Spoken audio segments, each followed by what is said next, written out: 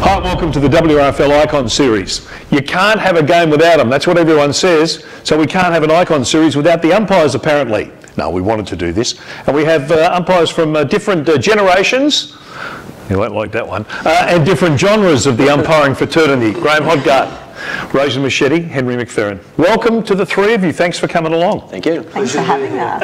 The most obvious question, and I'm sure it's the one you get asked first by everybody when they find out you're an umpire. Why? You get to go first, Graeme. Lousy footballer, terrible footballer, so I decided I couldn't play and I just became interested in umpiring. And the second part of the question, clearly, why goal umpiring? Well, I ran the boundary for a year. Right. Then the knees told me it's not very good. Okay. So I just made the switch to goal umpiring. Okay. Rosie, why'd you get into it? Well, my family basically planted their little, what's that word? Seed with football, and I was never It's a two-umpire system we're bringing it in here. We'll get to the three-umpire system by the end of this podcast. And I was never going to be good, and there was no girl football really. Yeah. Back when I started, I've been doing this 16 years, so the next thing I could do was run and watch my family, and I just loved it. Yep. Yeah. What got you into it, Henry? Well, I'm a bit like Graeme. I'm not saying I wasn't a bad footballer, but I was a very small footballer. Yep. And you can only take so many knocks in footy. And I started in the old FDL, but then I moved to the Western Suburb, which was a lot harder. And yeah, after a year of that, I thought, oh, there's got to be something better in life. And I coached, actually, the following year. I coached juniors. And then, yeah, I seen an ad in the paper and went and had an interview in them days, which you did way back then, and yeah, started umpiring. But to stay in it for as long as the three of you have, and you've all been 10 plus years and decades, and I've been nice to you, Henry. What's kept you in it, Graeme? Well, it's just like another club. Just the people, being associated with other people, turning up, getting on with them, also training. It's good. You train with a group of people, you get to know them, and then you go out at the weekend and umpire with them. Yeah. Rosie, it must have been it's a different kettle of fish for you as a female. Yeah, it really is. How hard was that? Yeah, so when I started there was literally only about 2 other women, and the turnover was huge, and it actually still was up until the last couple of years for women. And honestly, look, as I said, I've grown up in a family where we hang shit on each other. Yeah. And so I'm used to that banter. Yeah. So I was easy to adapt into the world of football and the spectators and the players giving me that little bit of cheek. Yeah. Whereas I understand how other girls, younger than me especially, couldn't really handle it back then. It's been well organised now. But I thrive off it. I love it. Yeah. I'm like, mate, I know what I'm doing. What's kept you in, Henry? Oh, I just love it. I mean, like I say, I played footy for 7 years, and then I started umpiring, and I started on the boundary, and then sort of got off that pretty quick. I started field umpiring, and yeah, then I sort of. It's like I said, it's a terrific bunch of people. You know, it's. People look at it as different. We're no different than a footy club to a point. But then I sort of got involved in the executive of the league, of the association, and yeah, you know, like 45 years, and I'm still running around. So yeah, it's just terrific. I mean, you meet some terrific people on and off the field. You meet some terrific footballers. You know, some of the clubs are fantastic, or most of the clubs are really actually fantastic in the long run. So yeah, it's just another side of football that. You know, it's like a bloke that plays at a club for 20 years or 300 games, and it's no different. Umpires. I mean, like I think I said to you off before that. You know, there's probably the future. You're not going to see umpires probably last as long as maybe I have. Yeah. Yeah, it's just terrific, and I mean they're all a lovely bunch of people. Yeah. Do you have to have a thick skin, or do you develop a thick skin, Rosie? I believe you develop it. Yep. But it helps if you have it to start with. But yeah, no, you definitely develop it. it grows. Without being melodramatic, have there been times when it's got to you? Start with you, Henry. Oh yeah, many a time, mate. I've offered my whistle to many spectators. Yeah, and look, you know, I've had a few incidents over the year where, you know, people have tried to hit me, and yep. But at the end of the day, yeah, you just sort of shrug it off and think, oh well, you know, you can say what you like to me now, but I'll be out here again next week. Yeah. Mate. Just hope you don't have me again. But yeah, you do harden up, and it's a great learning place. You know, like I mean, I was never.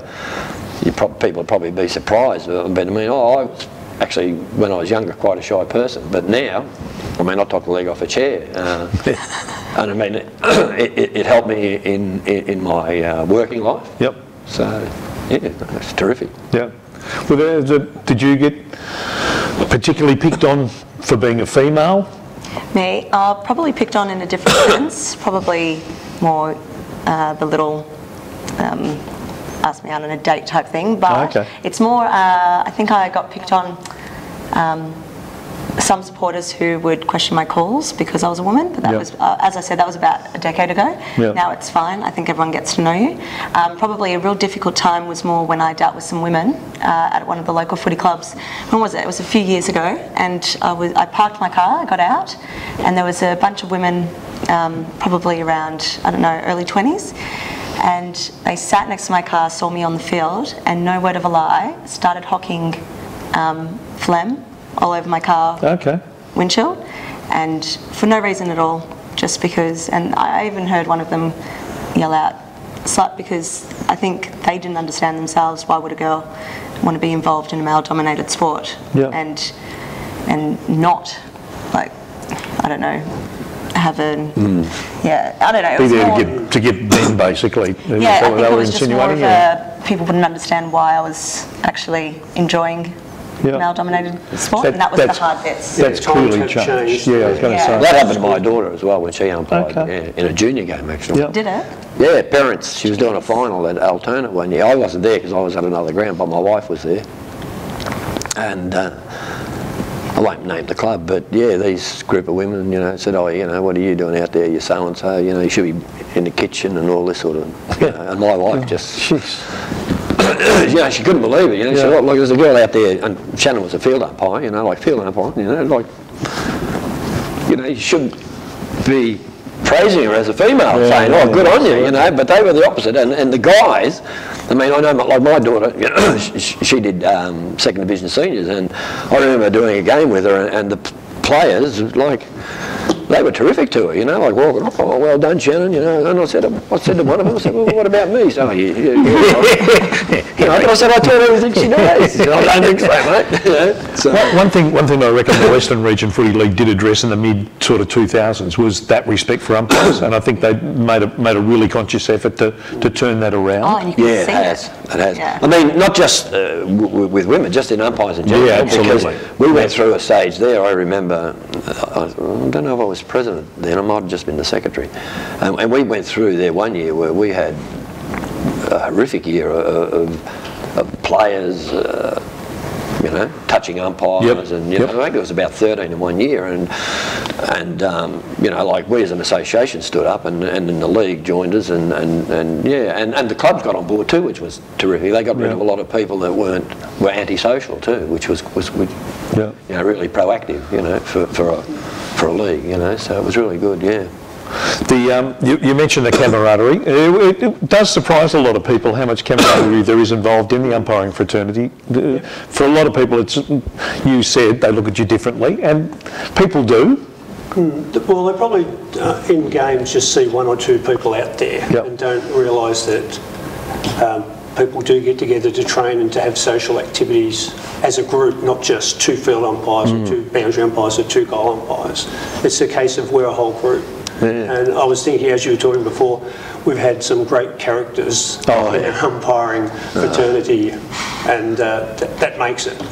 also. Yep. You might not agree with everything they say and do. That's the other funny thing. To have those characters. We've had some funny people. Well, there's one in your fraternity who's been, you know, in the media role that I've had with the Western Region Footy League. Paul Battaglia stands out because of his stature or lack of stature, and just that he's been around for 150,000 years. But he gets on with everybody. Yeah, absolutely. But you're right, he stands out so people do know him because that is Paul. Yeah. But he gets on really well with people, which is fantastic. But it is true, as you say. I remember, and people would know him. I went in an Easter raffle once at West Footscray, and I won the raffle, and I had to go down and pick it up at Smithy's place, Betty Smith and Alan Smith's house. the medal named after him. Yeah. Yep. So I go down, I knock on the door. Hello. Oh, Henry. Yeah. Oh, you won the raffle. Brought out this beautiful big. And Alan, you know, like I got on tremendously well with Alan and Betty. And Betty's question to me was, like, what do you umpires do other than umpire? And I said, well, like a club. I said, we're no different than West Footscray. I said, we have social. Do you? And I said, yeah. I said, we have social functions. I said, we have dinner dances. I said, we have trivia, or you know, whatever nights, trivia nights, and karaoke nights, and all that sort of stuff. Oh, I said, what did you think? We just go? I just thought you went umpired and went home. I said, no, we don't. Is that the surprising thing about it, Rosie, that there is sort of that part of the umpiring fraternity that people just don't know about? Oh, people don't know about it, and it shocks me because everyone says the same thing. It's exactly. amazing. They're like, what, you guys train? Yeah. We're running 14k games sometimes. Yeah, everyone's shocked about it. They're like, Rose. You must think we just sort of pop out of the ground. You know, he's an umpire, you know. It's a little factory somewhere where you produce them. And but no, we are. I mean, you know, and like Graeme said, we've had some fantastic people, you know, like funny people, and you know, like over the years, I mean, strange people. The less screws. Well, I always reckon goal umpires are a bit strange, but is there a pecking order? We've got all three genres here. Of course there is. So is the field umpire field umpire's the number one. Field umpire's the king, right? Who's the second in the boundary second? So you quite happily take the third chair here. They hold us up. The goalies hold us up. No, they hold us up. No, they're terrific. They're good. In a game situation, all types of umpiring is very important because cooperation, communication, you need field, boundary and goal to work together. Yeah. Okay, some people might say the field umpires are in charge of the game and that's what the rules say, but they still need other umpires making decisions because they can't see if the ball's out over the line, but the boundary umpire can. Oh, of course we can. They weren't sure if the ball passed the scoring line, but the goal umpire's in perfect position to see. Yep. So all the umpires work together. Yep. I'm on your side, Henry. And that's the other side. Frightening that he had to tell you that. No, but that's the other side of it. You know, like when you do walk out on a Saturday, it is a team. Yeah. I mean, it's no different than Hoppers Crossing or St Albans or Spotty running out onto the ground. Yeah. I mean, we walk out and look, the field umpires, you know, we lead them out, but if we don't work together, then the game, you know, it doesn't function as well. Yeah. You know, and that's a terrific thing, and that's what you learn out of umpiring too, how to work with other people. You know, if you haven't had the opportunity to play, and we get a lot of people that never played football that come and umpire. Yep. And yeah, they find it hard early days, but once they get into the routine and they learn, and the teamwork's there, and the camaraderie. You know, and that's how you make terrific friends. You know, you can make lifelong friends. Yep. I mean, not friends that you see every day, but people that you know that if you ring up and want to have a chat, they'll talk to you. Yeah. You know, that's a terrific thing. Rosie, how would you sell umpiring to someone who's interested but isn't sure? And I'd sell it with it definitely builds up confidence, builds up character. You really know yourself. I think in independent but team sports, it really builds your self-awareness. Yep. And also, fit and paid to watch community football. And also, not only that, I think what really sells it with me, and I think I got my sister on board with it as well, was the fact that 16 years I've been doing this, but you know everybody within the community, and the West is so strong compared to all the other leagues. I really believe there's more of a community behind the West. Yep. And so you know all the other players, you know all the other teams, everyone's got your back, and it just really builds your place within the community a bit higher, and I'd sell that 100%. Yeah, no, it's really, that's really well said. It was. Has it got easier? We've gone from 1 umpire to 2 umpires to, in some cases now in suburban footy, 3 umpires. Is that easier, or is that harder, or is that what kept you in the game for this extra 10 years? Or? Oh, well, I started with 1 umpire system. I did A grade 1 umpire. I mean, I did the hard yards. I mean, I probably helped them get 3 umpires because they looked at me and said he's so bloody slow.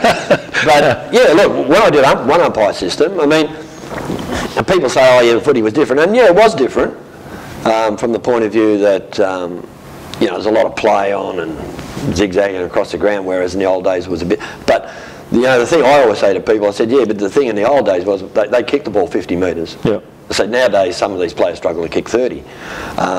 Thank God. But then when the 2 umpire system came in, and I thought, oh, this is all right too, you know, because. But at the same time, you know, you're still working hard, and that's what people forget. I mean, and I've done 3 umpire system mainly in finals and stuff like that, and it's amazing how much harder you actually work. Oh, okay. You know, when there's 2 umpires, the 2 umpire system, well, you sort of got half a ground each.